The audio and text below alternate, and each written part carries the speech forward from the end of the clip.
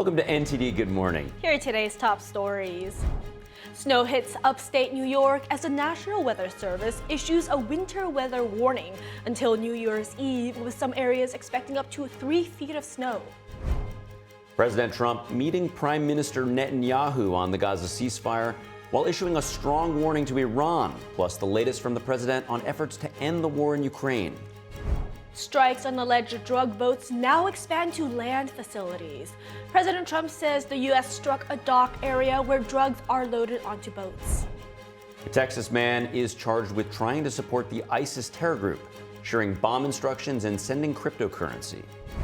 From drones delivering medication to robotic systems doing ultrasounds for expectant moms, the Trump administration launches a $50 billion rural health program.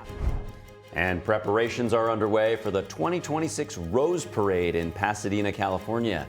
Nearly a year after the state's devastating wildfires, one parade float is turning loss into a message of strength and remembrance.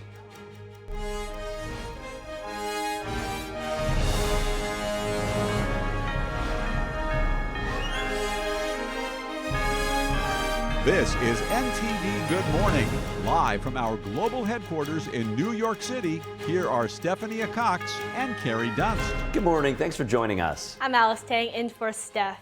Today is Tuesday, December 30th. This is NTD Good Morning. In today's top news, we have harsh winter storms expected to bring snow winds and heavy snow across the Great Lakes and Northeast today. That's after a bomb cyclone yesterday. You heard that right. That's called the bomb cyclone. That traveled across the Midwest, and it brought cold weather, and it left tens of thousands without power. A mix of rain and snow also hit parts of Northeast, with freezing rain reported in parts of northern New York. Forecasters warn the ice could strain the power lines, with the Vermont State Police responding to 92 crashes overnight. The National Weather Service has issued a winter storm warning for northern New York until tomorrow. Here's more on the winter weather gripping the north and northeast. Winter weather continues today. More snow is piling onto existing drifts in the Great Lakes region. Forecasters say this week's totals could reach 3 feet in some areas. Many Americans across the country also face bitter cold today. That follows days of brutal storms in the northeastern quadrant of the U.S. Meteorologists say blizzard conditions made it hard to see in some Midwestern areas. I mean, road's up here somewhere. We're just going to kind of winging it. Officials report hundreds of accidents on affected roadways. Michigan State Police say at least 20 cars and semi-trucks were in this pileup in Detroit. Some New Englanders also are grappling with recent snow and ice up to half an inch thick. Down south, the National Weather Service says parts of West Texas had a winter storm warning last night. Even some travelers outside storm areas say they've been affected. It got delayed, then it got canceled. Then we got a notification saying that there were no flights going in and out for 2 days. Just so many people here that are traveling, delays with the weather, going up north. FlightAware reports more than 900 U.S. cancellations and over 9,000 delays yesterday. I would say get to the airport on time, relax. Things get be patient. Things get complicated at times, and just be prepared for slight delays. President Trump is sitting down with Israeli Prime Minister Benjamin Netanyahu at Mar-a-Lago to advance the Gaza ceasefire plan. And what the president has to say about yesterday's call with Russian President Vladimir Putin, NTD's Washington correspondent Mari Otsu has more. Key topics in that discussion at Mar-a-Lago included advancing that Gaza ceasefire plan, disarming Hamas, demilitarizing Gaza, and trying to resolve the status of the remaining hostage left in the Gaza Strip. This is now Prime Minister Netanyahu's sixth in-person meeting with the president since President Trump returned to office back in January. And it comes as the ceasefire between Israel and Hamas has mostly held since October. And President Trump says that the reconstruction of Gaza is going to begin, quote, pretty soon, and repeatedly calls for Hamas to disarm. He threatens that if they don't, the countries that signed the peace deal back in October will, quote, wipe them out. President Trump also emphasizes the importance of Operation Midnight Hammer, that is the taking out of Iran's nuclear program back in June, as a necessary factor in the Gaza peace deal. And he has this threat for Iran if they try to rebuild their nuclear facilities. Take a look. Don't forget, we made the plan possible by taking out Iran. And speaking of Iran, I hope they're not trying to build up again, because if they are, we're going to have no choice but very quickly to eradicate that buildup. Iran may be behaving badly. It hasn't been confirmed, but if it's confirmed, look, they know the consequences. Consequences will be very powerful, maybe more powerful than the last time. President Trump also says that Saudi Arabia is getting along with Israel, quote, very well, and that he expects that they will soon join the Abraham Accords. And meanwhile, both leaders in their meeting praised the U.S.-Israel alliance, with President Trump saying that a pardon for Prime Minister Netanyahu is on its way, and Netanyahu likewise saying that over lunch, Israel's Minister of Education formally announced that President Trump will be receiving the Israel Prize, Israel's highest civilian honor. He also invites President Trump to visit Israel on their Independence Day to receive that honor. Take a look. So we decided to break a convention too, or create a new one, and that is to award the Israel Prize, which in almost our 80 years, we've never awarded it to a non-Israeli, and we're going to award it this year to President Trump. Well, I'm not concerned about anything that Israel's doing. I'm concerned about what other people are doing or maybe aren't doing. There might not be an Israel right now if you had a different prime minister. That's a big statement. And now on a different foreign war that President Trump is trying to help solve, President Trump confirms that he had a, quote, positive call with Russia's President Vladimir Putin about Ukraine, although he says that there are still a few thorny issues left to resolve. This is coming just a day after Ukrainian President Zelensky met with President Trump at Mar-a-Lago, both of them expressing optimism after that meeting. However, President Trump says that in his call with Putin, Putin alleged Ukraine launched a drone attack on one of his residences. I don't like it. It's not good. I heard about it this morning. You know who told me about it? President Putin told me about it. Early in the morning, he said he was attacked. It's no good. It's no good. A claim that Zelensky and Ukrainian officials have since denied. Thanks, Damari, for that report. Joining us now live to discuss the Trump and Netanyahu meeting is geopolitical analyst Gerard Flitti, who's senior counsel at the Lawfare Project. Good to see you this morning, Gerard. In terms of the 3-hour working lunch, what do you see as the key takeaways? It appears that nothing new was announced or advanced. Well, the key takeaway is that the relationship between Israel and America is still unchanged, that Donald Trump supports Benjamin Netanyahu, supports peace in the region, and they're working together to make sure that Hamas does not rebuild as a major force on Iran's side as an Iranian proxy to continue its war of terror. So the importance of this meeting is, I think, we're seeing some frustration play out globally, that the Hamas-Gaza peace deal is not being more implemented, is not proceeding further, and this meeting really reassures the world that, yes, we still have the intention of supporting peace in that area. Yeah, and as Netanyahu deals with this Qatargate back at home, it seems like Trump is completely unfazed. As you just saw, he lobbed the highest praise on Netanyahu, saying if it had not been for him during this war, that Israel may not have even been able to survive through it.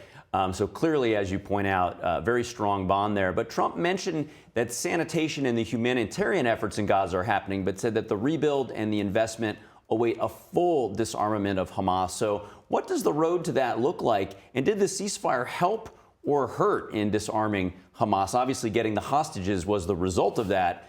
But where is Hamas now? Are they stronger or weaker than before the ceasefire? It's very difficult to rebuild a country and its infrastructure when you still have control by an armed terrorist group that has no intention of laying down the weapons. And that really is the sticking point. Hamas needs to disarm. It needs to be disarmed. That is what not just Israel and the United States, but many of the regional Arab partners who signed onto this deal agreed to, that Hamas needs to demilitarize in order for there to be reconstruction, peace, and stability. But what we have seen in the last few months is Hamas unwilling to lay down its weapons.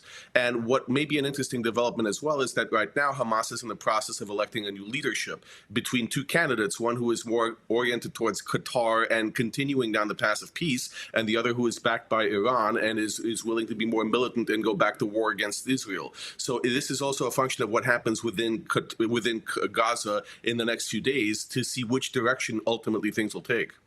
Can you go a little deeper on that election and those two candidates, and even how they're able to, handle an election considering the conditions that Gaza is in? Well, that's the thing. First of all, we can't consider these elections in the Western democratic sense that we're used to. Hamas is a military organization. It is a terrorist organization. So when you are voting for it, you have to wonder about election integrity and whether people are actually voting for who they want to vote for. But there are two people right now vying for supremacy. Khaled Mashal, who is backed by Qatar, essentially. He is more of a political leader. And Khalil al-Haya, who is a military leader who is oriented towards Iran. And depending on which one of them wins, and I have to use quotes around wins this election, we will see either a resumption of negotiations or more aggression and rebuilding Hamas's military infrastructure. And as we talked about Qatargate yesterday, you had said that Qatar, not as the country, but folks or factions within Qatar attempting to, influence the Israeli political process. Is the Qatari candidate as moderate as maybe somebody who has either Saudi or UAE connections? Because it seems like Qatar has been playing both sides in some respects. In many respects, it can be said that Qatar is playing both sides. It is a country that sees itself as a sort of Switzerland in the Middle East, trying to position itself as a place to do business and to conduct transactions between countries that normally are not friendly. So Qatar has good relationships with both Iran and Saudi Arabia. They're playing both sides of the street, essentially. And that's precisely the problem, because they are not an honest power broker. They do have a decision, a direction that they're taking, and Qatar has not always been friendly towards Israel. They are still a member of the Arab League coalition against Israel. They don't have normalized relationships with Israel, and there is a lot of funding that is going that is pernicious, that is harmful to both Israeli interests, and that has been fomenting anti-Semitism in the United States. So this is really not an honest power broker, but someone who has a vested interest in the state of Qatar as to what happens next. And as we discuss what happens next, what might be the next critical milestone toward progress in Gaza and advancement with the Abraham Accords so that you actually get normalization in the region? Well, I think a lot of that comes down to what happens with Hamas. At some point, there needs to be a decision made by Netanyahu, probably with consultation from the Arab partners who sign on to the peace deal, as to whether to go back in militarily to disarm Hamas by force in order to rebuild. There's no Gulf country, no country wants to send people to rebuild Gaza while there is still an armed conflict going on, while Hamas still has weapons. So ultimately, there needs to be disarmament, whether it's done voluntarily by Hamas or by force of arms. That's done by Israel and partners, not U.S. soldiers. Donald Trump does not want to commit U.S. soldiers on the ground, but will involve U.S. technical support. So at the end of the day, we need to wait and see whether Hamas is going in the direction of laying down its arms in a strategic way over a period of time, or whether it needs to be disarmed militarily, and there will be a resumption of conflict because of that. And there's certainly more we could explore there. I'd like to understand more about Turkey, the Muslim Brotherhood. But while we have you, Gerard, I do want to just finish off with your reaction to yesterday's announcement. Russia saying Ukraine targeted their residents, Ukraine denying it. Well, I think it's interesting to see that Russia has been extremely aggressive, even while sitting down for negotiations, continuing its attacks, unrelenting against Kyiv, against civilian infrastructure in Ukraine. So it's richly ironic that now they're complaining that their president's palace was targeted as a valid and legal target of war during a conflict. This is what happens in war. You don't put down your weapons while you're negotiating. Putin has shown that for the last 2 years, that he is continuing his aggression, even though he's saying he's negotiating. So he should expect no reprieve from the Ukrainians either. Yeah, it seems like the timing of that makes everybody question it. It seemed like Trump, though, took it at its word, or at Putin's word, saying that he was not happy. But, of course, nothing has been verified. But Russia did say that they were going to use this as justification to accelerate their attacks, and they said that they have already identified the targets. Any more that has come of that?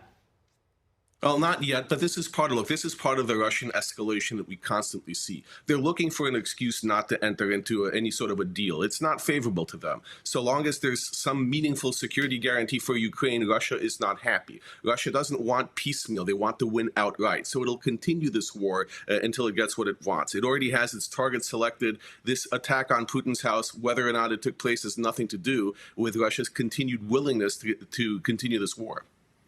Well, these two conflicts seem like they just, you take 2 steps forward and 1 step back, but at least there does seem to be progress. Appreciate you joining us this morning and breaking it all down. Gerard Filitti, good to see you. Pleasure. Thank you. A lot happening there with Israel, Gaza, and of course, just when we thought Russia-Ukraine was starting to show some progress, it seems like now that situation is escalating as well. So a lot to look out for there. And as we return home back to the U.S., a Texas man is facing federal terrorism charges for allegedly trying to support the ISIS terror group. Yeah, the Justice Department says 21-year-old John Michael Garza Jr. attempted to provide material support to the terror group through an undercover agent.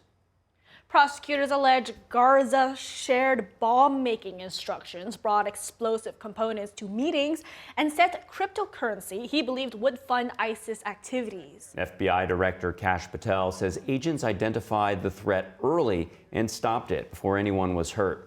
Patel called the man's alleged actions radical Islamic terrorism. Garza was arrested after months of online monitoring and is now charged with attempting to support a foreign terrorist organization. A new development in Venezuela. President Trump just said yesterday the U.S. knocked out a loading facility linked to Venezuelan drug boats sometime before December 26th. Let's take a look. There was a major explosion in the dock area where they load the boats up with drugs. They load the boats up with drugs. So we hit all the boats, and now we hit the area. It's the implementation area. That's where they implement, and that is no longer around. Trump says the move was part of Washington's ongoing campaign against vessels carrying narcotics to the United States. The president said the site was hit along the shore, but didn't say which military branch or intelligence agencies were involved in the airstrike. He also did not confirm that it happened in Venezuela. And U.S. Southern Command says 2 people were killed yesterday in the latest U.S. military attack on an alleged drug boat. Officials say the vessel was traveling along known narco-trafficking routes and was engaged in narco-trafficking operations. This was the 30th such strike since September. Critics of the strike, such as Senator Rand Paul, have described them as extrajudicial killings. Coming up, prosecutors say the man accused of planting pipe bombs in Washington, D.C. the night before January 6, 2021 Capitol breach has confessed his crime. And from drones delivering medications to robotic systems doing ultrasounds for expectant moms, the Trump administration launches a $50 billion rural health program. We're going to have that and more. We'll be right back after the break.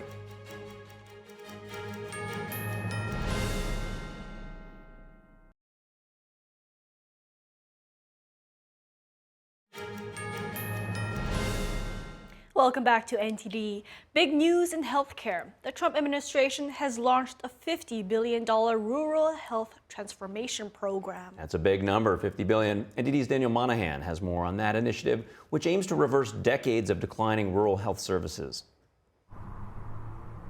The Trump administration plans to distribute between around $150 million and $280 million to each state in 2026.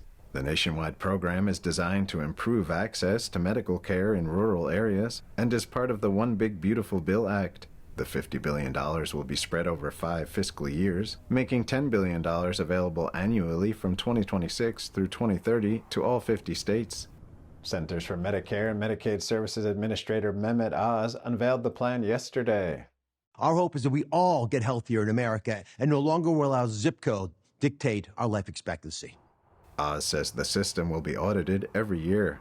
We're going to ask you to do even better than the year before. And for the folks who do a great job, they're going to give even more money. And the folks who don't deliver what they promise, they might get some money taken away from them to give to the guys who are doing a great job. So this is a competition. America loves a competition. Innovation takes center stage. Already have so many brilliant ideas, from drones delivering medications to people being able to practice at the height of their licensure, like nurses and pharmacists, to robotic systems to allow us to ultrasound moms who have babies or in their belly, but they're in remote areas. West Virginia Governor Patrick Morrisey applauded the Trump administration for the program, calling it a needle mover. This is really going to allow us to help improve healthcare in rural communities, whether you're talking about diabetes or COPD or a number of other disease states. We have a chance to get a lot of our people healthier. Morrissey says the aim is to create a virtuous circle. Healthier people, more productivity in the workforce, more people overall in the workforce, and then a stronger economy with a higher standard of living. Nebraska Governor Jim Pillen reacted, saying President Trump's commitment to rural economic revitalization is real, and today's announcement is proof. Alabama Governor Kay Ivey says making America healthy again begins in rural America, and that she looks forward to being able to improve health care across the state. This rural push aligns with Trump's fiscal 2026 skinny budget for the Department of Health and Human Services. Those reforms combine multiple agencies into a new administration for a healthy America. The agency integrates rural programs and redirects any savings to Health Secretary Robert F. Kennedy Jr.'s priorities, including environmental health, mental health services, and chronic disease prevention. Daniel Monahan, NTD News. Allegations of massive fraud targeting federal programs in Minnesota continue to mount. Federal investigators are now going door to door at suspected fraud sites like daycare centers. NTD's Washington correspondent Jack Bradley has more on that. Homeland Security investigators are on the ground in Minneapolis going door to door at suspected fraud sites. The department says it's looking into fraud allegedly happening at child care and healthcare facilities and other suspected sites, adding that it's working to root out what it calls rampant fraud plaguing Minnesota. And this is a multi-agency operation. On Sunday, FBI Director Kash Patel says he's surging resources to Minnesota to investigate fraud in federal programs. And he says that his department has been working to crack down on this kind of fraud for years. But Patel says that this is just the tip of a very large iceberg. He says that many of the accused are also being referred to immigration officials for possible deportation and denaturalization.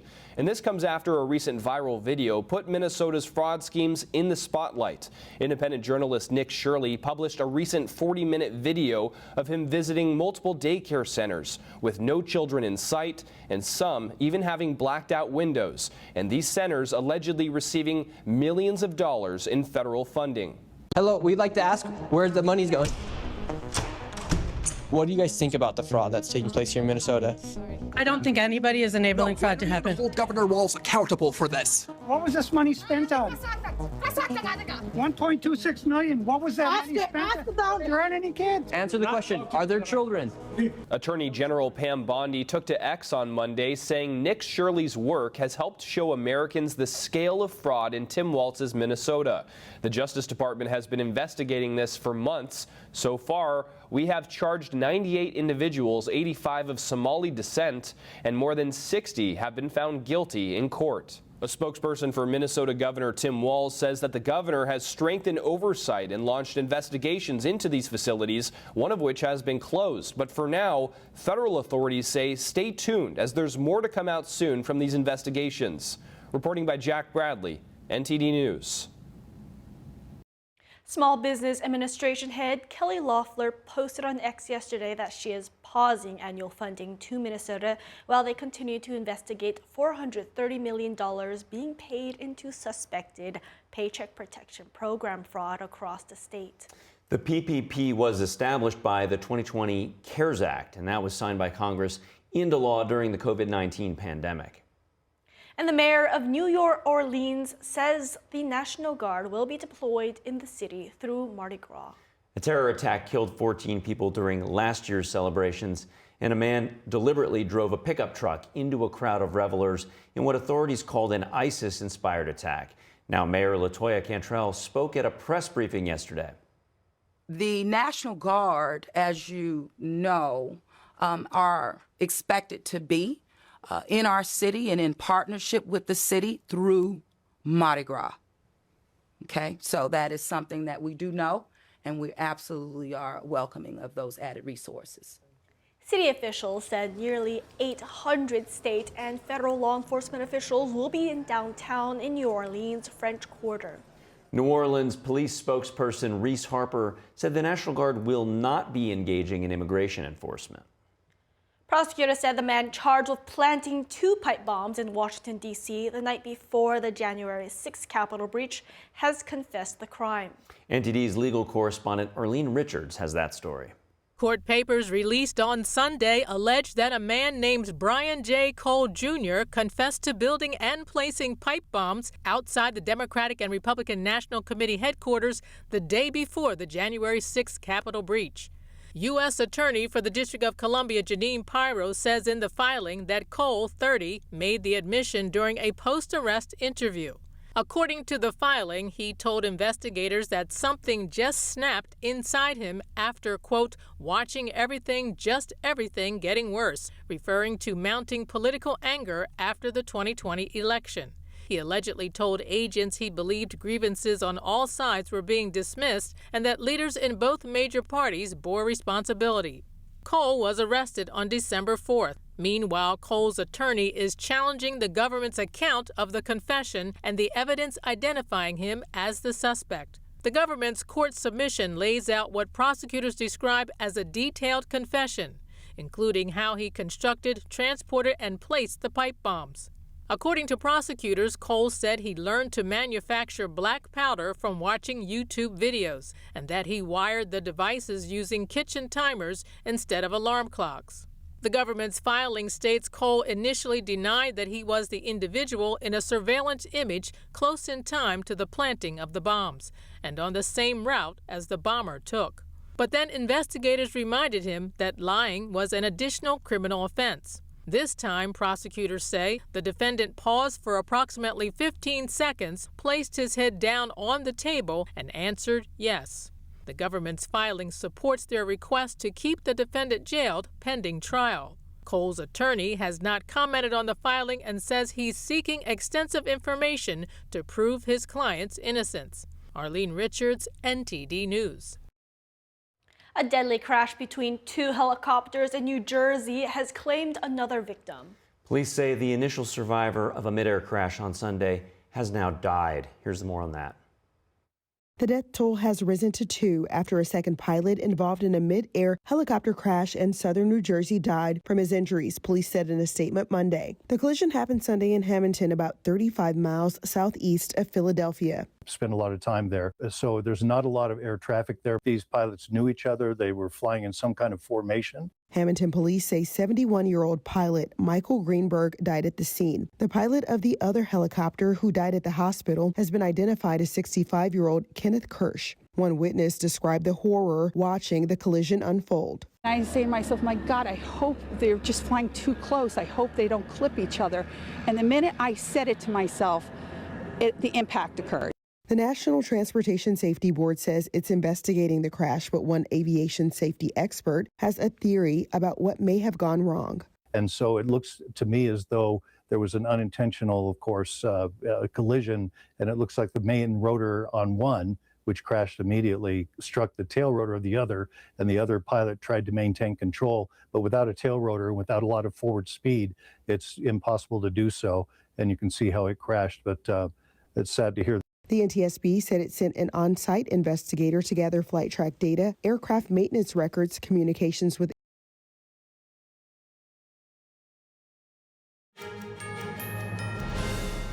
Welcome back to NTD Good Morning. I'm Carrie Dunst. If you're just joining us now, here are some of today's top headlines.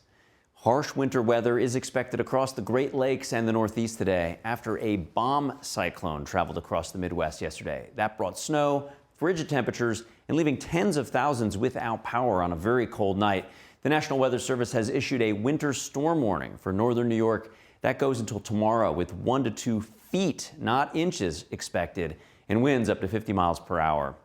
President Trump sat down with Israeli Prime Minister Benjamin Netanyahu yesterday at Trump's Mar-a-Lago estate in Florida. The two discussed advancing the Gaza ceasefire plan, disarming Hamas, and resolving the status of the remaining deceased hostage that's still in Gaza. Israel's Minister of Education also formally announced that Trump will be receiving the Israel Prize. Now, that's the country's highest civilian honor. New developments in Venezuela. President Trump says the U.S. struck a loading facility linked to a Venezuelan drug boat sometime before December 26th. The president says it was part of an ongoing campaign against narcotic shipments to the U.S. And U.S. Southern Command reports that 2 people were killed in a strike on an alleged drug boat yesterday. And a Texas man has been charged in federal court for allegedly trying to support the ISIS terror group. John Michael Garza Jr. reportedly shared bomb-making instructions and brought explosive components to a meeting with an undercover agent. He also allegedly sent cryptocurrency that he believed would fund the terror group. FBI Director Kash Patel called Garza's alleged actions radical Islamic terrorism. Those are this morning's top headlines. And with that, Alice, over to you. Thanks for the recap, Carrie. And the Chinese Communist Party has launched a two-day large-scale military drill surrounding the island of Taiwan. Our Washington correspondent Luis Eduardo Martinez has details of the ongoing military tensions.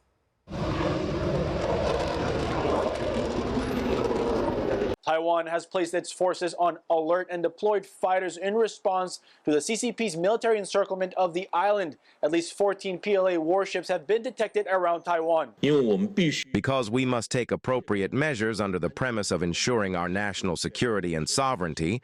As this confrontation continues to escalate, the risk of conflict between the two sides will only continue to accumulate. The Chinese Communist Party called the military exercises a stern warning to separatists and external interference forces.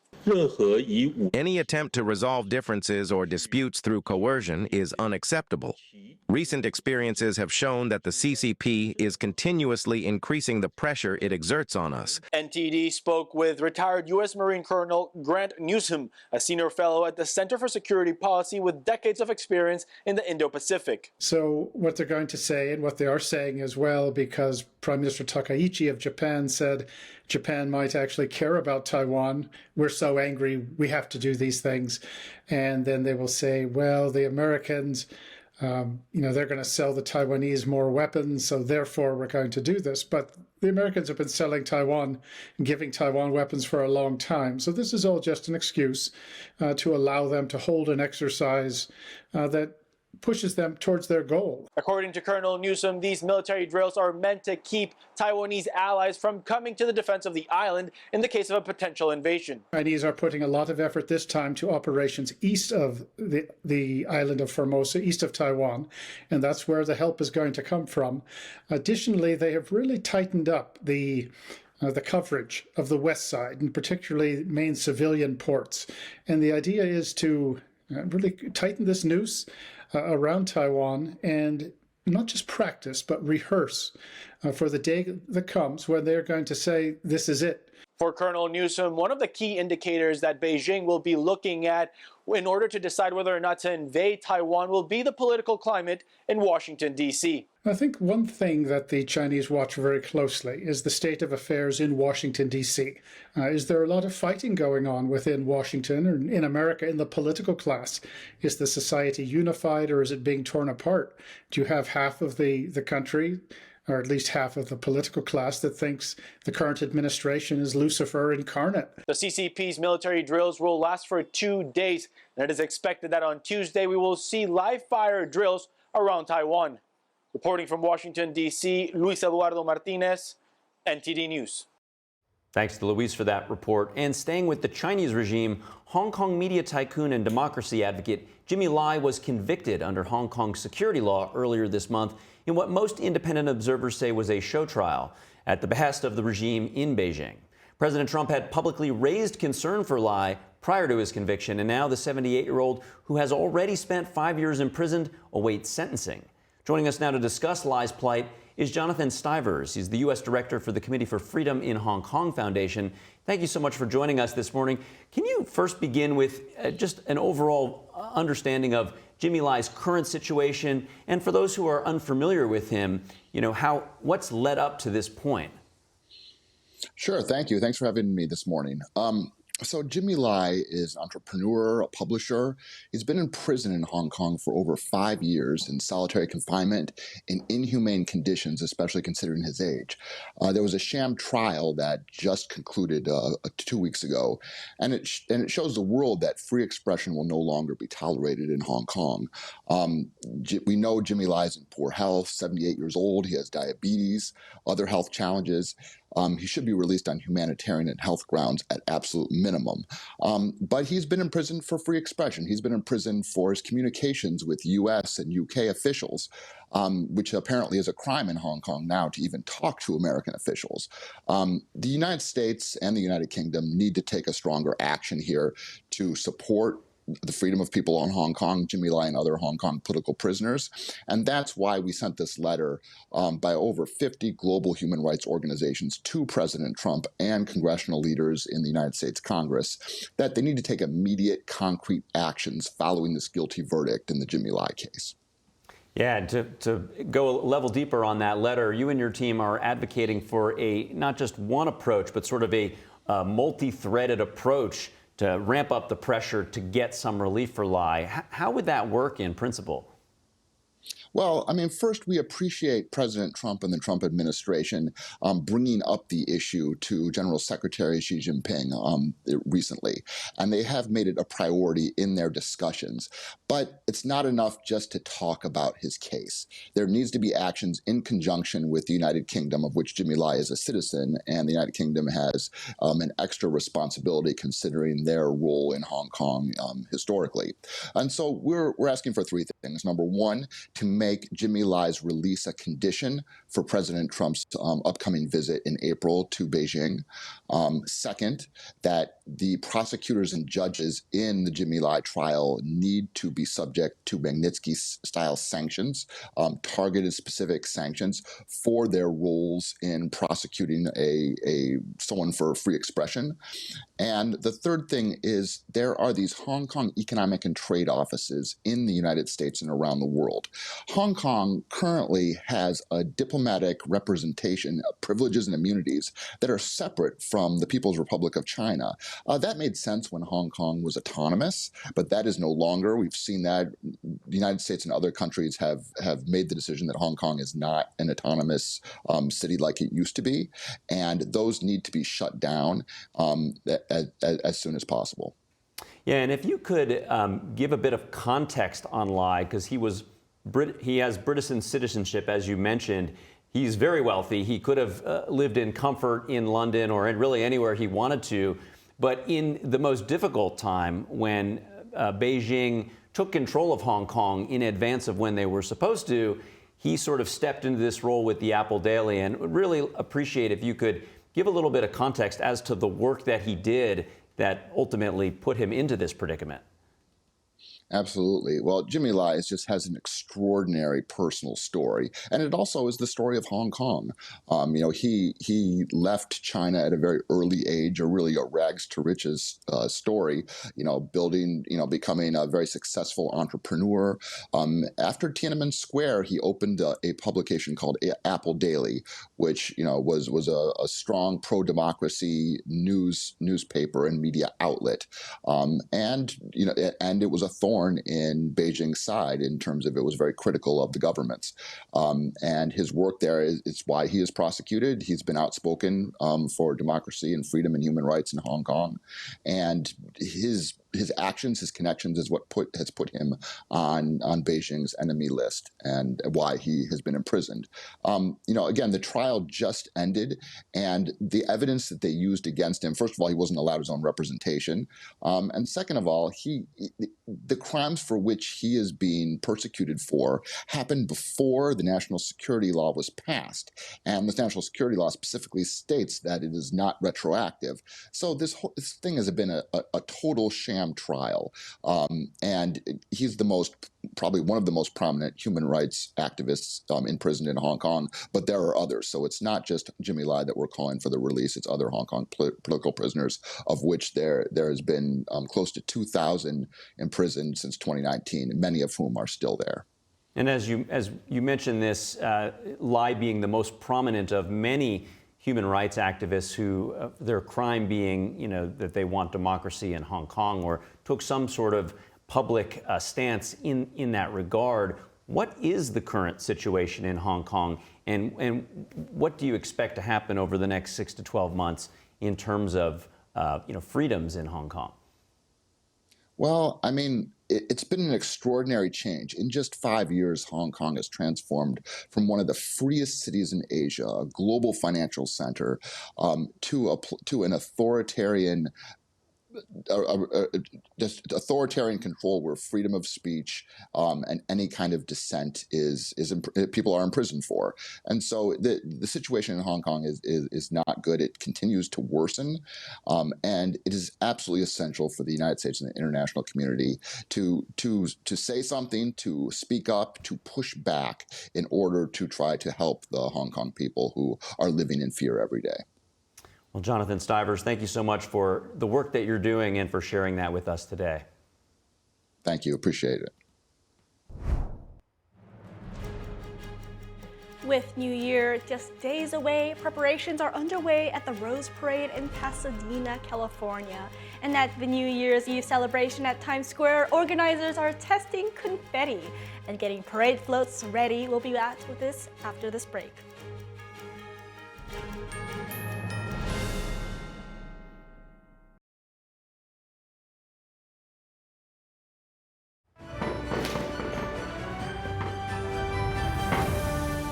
Welcome back to NTD. With the new year just 2 days away, preparations are underway for the Tournament of Roses parade in Pasadena, California. Yeah, very exciting. I know you've been there once. I've never been there. This year, though, it's beautiful. Yeah, all the roses, all the pomp and circumstance, and of course the big game in the afternoon. This year, though, one float is honoring several survivors of the state's devastating wildfires, and NTD's Christina Corona brings us a closer look. We're here in the city of Pasadena at the Rosemont Pavilion, and behind me is the Rising Together 2026 Rose Parade float honoring victims who lost their homes in the Eaton and Palisades fires earlier this year. Decorated with nearly 12,000 flowers, the float will carry 6 survivors from impacted communities. The theme for this year's parade is the magic in teamwork. Sponsored by the California Community Foundation and the Black Freedom Fund, this float pays tribute to survivors from Altadena, Pasadena, Malibu, and Pacific Palisades. More than 13,000 families lost their homes and 31 people were killed. Those lives are honored with 31 sunflowers built into the design. At the center, a phoenix rising from the ashes symbolizes recovery, while a monarch butterfly represents healing and hope. Our story has been one of difficulty, but also hope. I think we've been really fortunate to have a community that's come together, that we've really stood up for each other to try to navigate this recovery. The 55-foot-long float features forest elements representing Altadena and Pasadena and ocean waves symbolizing Malibu and the Palisades. 1 year later, recovery remains ongoing. Of more than 2,000 survivors, 70% are still displaced. One survivor shared that watching the Rose Parade is a yearly tradition for her. But this year, I'm going to be on this float, and I'm so excited to represent Altadena. I did lose my home, my 1904 historic home, which I will never be able to replace. One Malibu survivor recalled leaving the area just before the wildfire hit. Next morning, drove to Arizona, stayed in the desert that night, and I didn't know if I had a house or not. I really had no idea. And when I found out, I just thought, okay, time to start building. Now I'm cheating. I'm an architect. And I count myself extraordinarily lucky. And what it means to them to be part of the float. It should be lovely, and I'm going to be proud to be standing amongst the flowers and to be a survivor. And 31 of the flowers that are on the float represent people who've lost their lives, and that starts the waterworks with me. But it's a wonderful, diverse community, and we're happy to be a part of it, and we're ready to come back and rebuild and make Altadena strong again. The Rising Together float will roll down Colorado Boulevard on New Year's Day, honoring the survivors and the communities still rebuilding. Reporting from the city of Pasadena, Christina Corona, NTD News. And now, I grew up in California, specifically also in Pasadena, so the Rose Bowl Parade is such a nostalgic and a beautiful moment in the New Year's. For all of us Californians, we all travel to this specific parade just to watch the beautiful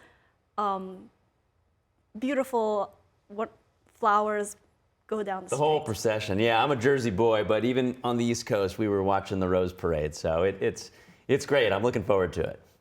And now traveling to the East Coast, New York City's Times Square is preparing for its annual New Year's Eve celebration. The organizers behind the event, they tested the confetti yesterday to make sure everything was up to par ahead of this year's big ball drop. Here's a look at what people are saying ahead of the countdown to the big event. 5, 4, 3, 2, 1. Happy New Year! On New Year's Eve, visitors from across the country and the world will gather in Times Square. Together, they'll count down the seconds until midnight and help ring in the new year. Yesterday, the event's organizers held a rehearsal. Visitors and locals alike had much to say about the practice run and what lies ahead in 2026. It feels great. Born and raised in Brooklyn, New York, so it's fun to just, be a tourist in my own city sometimes. So I had a good time. I just felt excited for the new year. It made it real. Just getting through 2025 and just embracing 2026. I feel great going into 2026. I just turned 26 today, so I'm really looking forward to the new year. I'm very excited. 3, 2, 1. More than 3,000 pounds of confetti will cascade among 1 million people attending the world-famous Times Square New Year's Eve ball drop, a tradition that dates back to 1907. Reporting by Andrew Thomas, NTD News.